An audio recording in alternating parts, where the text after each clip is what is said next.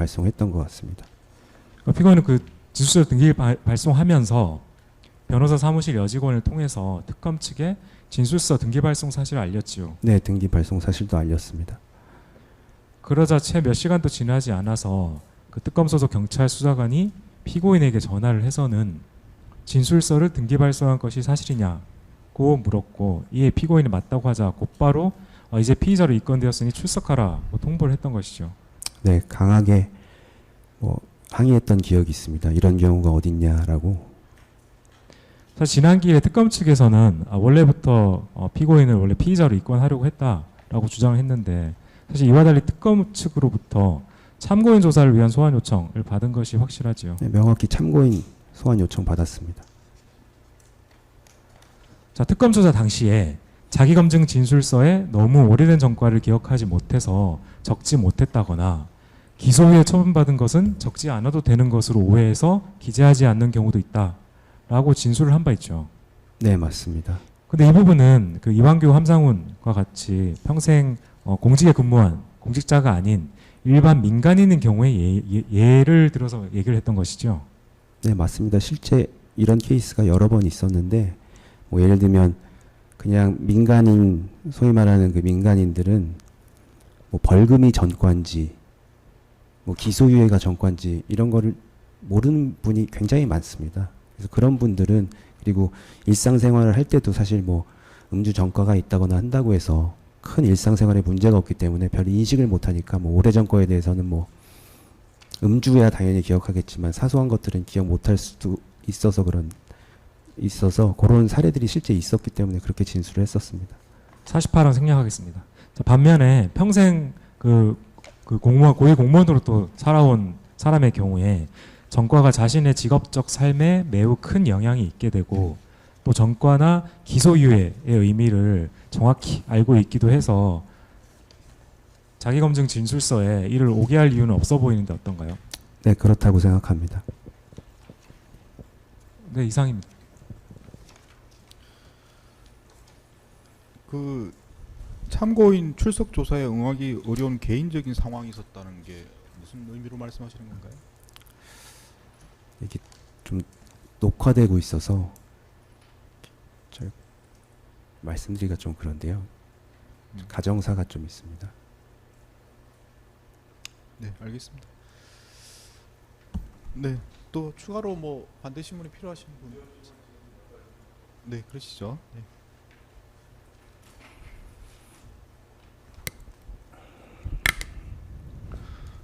제가 몇 가지만 여쭤보겠습니다. 공소 사실에 보면은 그 인사정보관리단은 사실 관련 검증을 전담하여 수행하도록 하고, 공직기강 비서관실은 법무부 인사정보관리단의 1차적인 인사검증 결과 및 기타 검증 자료를 취합 및 종합한 후 공직 적격 여부에 대한 최종 검증 보고서를 작성하는 것으로 업무 분담이 이루어졌다는 내용이 있는데요. 이러한 업무 분담을 규정한 법령이나 내규가 있는 것으로 알고 있습니까? 없습니다. 예, 다음 질문입니다. 그리고 또 공소장에는 개인정보 제공 동의서를 받으면 공직기강 비서관은 업무 분장에 따라 즉시 인사정보관리단에 인사검증에 필요한 자료를 송부할 의무가 있다는 내용이 있는데, 그러한 의무를 규정하고 있는 법령이나 내규가 있습니까? 법령 내규도 없고요. 그런 인식으로 근무한 적도 없습니다. 실제 제가 공직기관 비서관으로 있을 때 청문직, 저희 법정에서도 얘기 나왔지만 교육수석이었던 장상윤, 그다음에 김용현, 이 두 명에 대해서 청문직 인사검증도 저희가 직접 했고요. 그 직접 할 때 이게 부적절하다거나 이런 인식은 전혀 없었고, 그다음에 두 분 역시 제 기억에 굉장히 신속하게 검증했던 기억이 있습니다. 예. 끝으로 이거 한 가지 여쭤보겠습니다. 공소 사실에 대통령의 헌법재판관 지명 전 인사검증 과정에서 국가정보원의 신원조사를 의뢰하는 절차에 따라 공직기강 비서관실 인사검증 담당자는 국가정보원장에게 신원조사를 의뢰해야 한다는 내용이 있는데요. 이러한 의무를 규정한 내규가 있습니까? 없습니다. 예, 마치겠습니다. 네. 네, 혹시 다른 변호인께서 물어보실 게 있으신가요? 네, 없으신 것 같고요. 혹시 뭐 특검에서 추가로 물어보실 게 없습니다. 없으시고.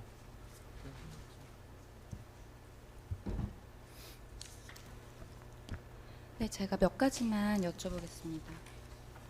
그 이제 아까 질문 중에 이제 검증 지시를 받은 당시 이미 피고인 한덕수가 지명 발표 대상자와 발표 시점까지 확정한 상황이었다 얘기도 있었고, 뭐 애초부터 지명 발표 시점까지 확정해둔 상황이었기 때문에 이제 뭐 지명 발표 시점 언제로 할지에 대해서 권한대행 제가 따로 받을 필요 없다 이런 취지의 이제 질문들에 대해서 다 그렇다 네. 말씀해 주셨는데, 그거를 그럼 지명 발표 시점이 확정되었다는 거를 김주현 피고인으로부터 전에 들어서 알고 계셨던 건가요? 사실 그 당시 지시의 내용 같은 건 저도 기억이 안 나기 때문에 그 지금까지 이제 뭐 증거 기록이나 공판 과정에 보면 어쨌든 그 발표 시점이나 그 시점에 대한 얘기는 이제 들은 걸로 생각을 했고요. 그리고 무엇보다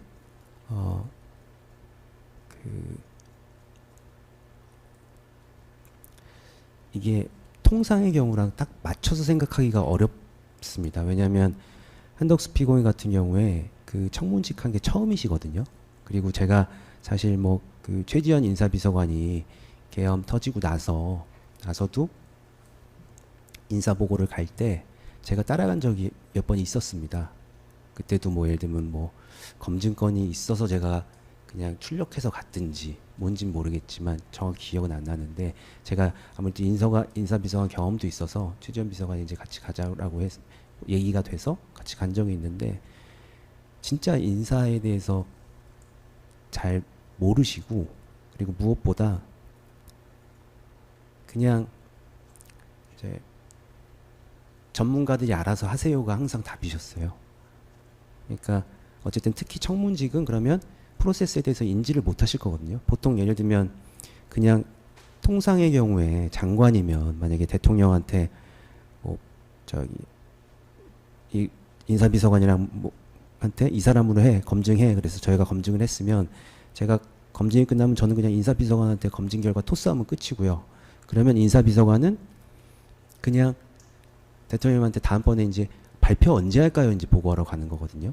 그러면 대통령 그래도 이제 이 청문직에 대한 인사를 여러 번 했으니까 뭐 그 가운데 물어볼 수는 있겠죠. 뭐 검증은 문제 없었어? 그럼 뭐 문제 없었습니다 하고 하면 끝나는 건데, 사실 한덕수 피고인은 처음이기 때문에 그러니까 저희도 실질적으로 잘 인사가 되는 게 중요하지 뭐 그거를 검증을 가서 어떤 절차를 해야 되고 이런 게 중요한 건 아니었던 거거든요. 그러니까 결론적으로 이 전체적인 재판 진행 과정을 들어보니 기억이 정확하게는 안 나지만 아무리 그 당시에는 피고인 김주현으로부터 발표 시점을 전에 들은 것 같다 이런 취지신 건가요? 그러니까 네, 그랬을 것 그것은 같습니다. 그 이유는 한덕수 피고인이 이 후속 절차에 대해서 정확히 인사 관련해서 모르기 때문에 이제 뭐 다음 날로 그냥 얘기를 했을 것 같다 그런 취지신 거죠. 네, 아마 한덕수 피고인은 본인의 결단을 얘기하셨을 것 같고, 그러면 이제 그 이외의 절차에 대해서는 당연히 모르셨을 거거든요. 아실 수가 없을 것 같거든요. 그러면 이제 그거는 이제 저희가 하는 거죠. 저희가 해서 만약에 문제가 없으면 구태여 모르시는 분한테 문제가 없이 그냥 인사 발표하면 되는데, 그걸 저희가 뭐 쫓아가서 말씀드릴 필요는 없는 거고, 근데 만약에 문제가 있다면 당연히 쫓아가서 말씀드려야죠. 저희 검증했는데 이래도 하시겠습니까? 뭐 이런 거는 당연히 해야 되는 거고요. 아니 그러니까 이제 피고인은 이제 뭐 인사 검증 관련해서 시점을 이렇게 지시 받았는지는 기억이 안 나는데, 한덕수 피고인이 이제 언제 지명하겠다 말을 했을 것 같고 추론하시는 거죠. 네네. 지금? 네. 그걸 이제 김주현 피고인을 통해서 전달받는 방법밖에 없지 않습니까? 네. 피고인은. 그러니까 김주현 피고인을 통해서 그런 내용을 피고인이 전달받고, 그래서 인사 검증을 언제까지 하라 행정관들한테 지시했을 것 같다 이렇게 네네. 말씀하시는 건가요? 네네. 결국은 그 시점에 대해서 그게 뭐 지명 시점이든 간에 어쨌든 시점에서는 김주현 피고인을 들을 수밖에 없는 상황 아닙니까? 그건 맞습니다. 기억은 안 나신다는 말씀이시죠? 네. 그 당시 상황에 대해서 구체적으로 정확히 뭐 워딩 같은 건 기억이 안 납니다. 그리고 이제 이 당시에 한 10일 정도 뒤가 그 문영배 이미선 헌법재판관 임기가 만료될 시점이었잖아요. 네. 근데 그 전에 그러면 뭐 김주환 피고인으로부터 전해 듣기 전에 임기 만료 예정인 이 대통령 헌법재판관 후임자 지명 관련해서 혹시 뭐 민정수석실에서 준비하거나 아니면 인지하거나 혹시 그랬던 게 있을까요? 그 전혀 없었고요. 그 당시 분위기가 이제 계엄이 이제 터진 다음에는 저희가 뭔가를 이렇게 처음 추진할 수 있는 그런 분위기는 아니었습니다. 뭐 이런 표현은 하지만 약간 어쨌든 항상 하여튼 뭔가 죄송하고 미안한 입장이지 거기서 사실 만약에 헌법재판관 지명이란 건 굉장히 큰 이슈인데 그걸 저희가 먼저 제안하거나 할 수 있는 그런 분위기는 아니었습니다. 그러니까 대통령 비서실 측에서. 네. 아, 그래서 실제로 저희가 뭐 주도적으로 한 거는 없습니다. 인사 돌아간 것도 부처에서 이제 이건 꼭 해야 된다라는 거는 근데 이제 인사 프로세스는 어쩔 수 없이 대통령실을 거쳐야 될 수밖에 없어서 이제 저희를 거쳤던 거고. 근데 그게 맞습니까? 지금 뭐 비상계엄이라 하더라도 그런 업무들은 기존에 다 대통령 비서실에서 했던 일들인데 네. 지금 뭐 대행이 있긴 하지만 대행 측에서 뭔가 새로운 뭐 기존 했던 사람들이 거기서 일하는 게 아닌 이상은 그런 내용을 대해서 잘 알지도 못할 상황일 수도 있고요. 네. 예컨대 뭐 언론 등을 통해서 그런 내용이 나왔다 하더라도 그걸 대행 측의 어떤 다른 인사들이 뭘 할 수가 없는 상태이기 때문에 그런 걸 고려하면 뭐 대통령 비서실에서 뭐 적극적으로 뭘 뭐 진행을 하지는 않더라도 그 시점에서 뭔가가 진행될 수 있음을 당연히 인식하고 계시고 뭐 그 정도는 기본적으로 그런 상황이었던 거 아닙니까? 지금 정확히 어떤 취지를 제가 이제 질문의 취지를 정확히 이해했는지는 모르겠지만 예. 그러니까 제가 말씀드린 취지는 네. 마치 이게 그 후임 헌법재판관 지명과 관련해서 이제 그런 것들을 이제 대행 측에서 주로 진행을 하고 대통령 비서실에서는 계엄 이유는 좀 이렇게 소극적인 상태로 있었다는 취지로 말씀하시는데 사실은 그런 절차라든지 이런 것들은 사실은 대행 측에 있는 보조하는 사람들은 사실은 해본 일도 아니고요. 그런 일이 있다는 거 뭐 신문 기사 정도를 통해서 알 수는 있겠지만 그런 구체적인 절차라든지 이런 것들은 뭐 결국은 대통령 비서실을 통해서 할 수밖에 없는 상황이기 때문에 그런 거에 근데 제가 이거는 좀 네네. 단언할 수 있는데 저희가 그런 말씀을 감히 드릴 수 있는 상황 분위기는 아니었습니다. 특히 더 명확히 기억나는 건 뭐 최상목 부총리 같은 경우에 그렇게 지명 발표한 것도 저희도 발표 보고 알았고 저희가 사실 최상목 부총리한테 이거를 해주세요 마세요라고 할 그런 게 아니었습니다. 왜냐하면 저희가 모시고 있던 대통령이 계엄이라는 걸 선포했고 그것 때문에 그 난리가 났었기 때문에 저희가 그 상황에서 헌법재판관을 저희가 누가 얘기하면 결국 대통령이 한 걸로 오해될 수 있고 뭐 그런 걸 뻔히 아는 상황에서 그거를 먼저 얘기 꺼낼 분위기는 정말 근데 아니었습니다. 그 최상목 대행이 한 거는 국회 몫에 대한 헌법재판관 문제이고 사실 그런 뭐 그런 재판관에 대해서 사실 국회에서 여러 가지 추천을 해서 지명만 하는 절차가 남은 것일 뿐이지 지금 문제가 되는 부분은 대통령 몫의 헌법재판관으로서 그 인사에 대한 책임들은 사실은 대행이시든지 대통령이시든지 뭐 그렇게 네. 할 수밖에 없는 그 책임 소재가 완전히 다른 그런 절차 아닙니까? 그러니까 마치 피고인이 대답하시는 게 아무 소극적으로 아무것도 하지 않고 있다가 대행 측에서 이제 뭐 이야기를 해서 저희가 인사 검증을 했다는 식으로 말씀하시니까 저희 잘 이해가 안 돼서 말씀드린 근데 거죠. 정말로 저희가 저 헌법재판관이라든가 이런 거를 사전에 할 그런 분위기가 전혀 아니었고요. 저희가 아마 그런 분위기가 아니었습니다. 인식은 하고 계셨죠. 그때쯤에 대통령 몫의 헌법재판관 임명이 문제될 것이다. 그런 건 당연히 뭐 공석이 생길 것이다요. 네네. 근데 그거는 언론에 나왔으니까 그 당시엔 인지했을 거라고 생각합니다.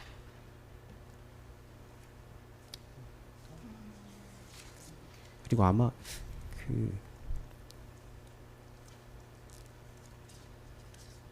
어쨌든 당연히 뭐 인지했을 거. 근데 제가 그 헌법재판관을 뭐 사실 저 풀을 만들고 하는 그 업무가 제 업무는 아니기 때문에 제가 뭐 그것까지 다 확정적으로 말씀드릴 수는 없을 것 같습니다. 네.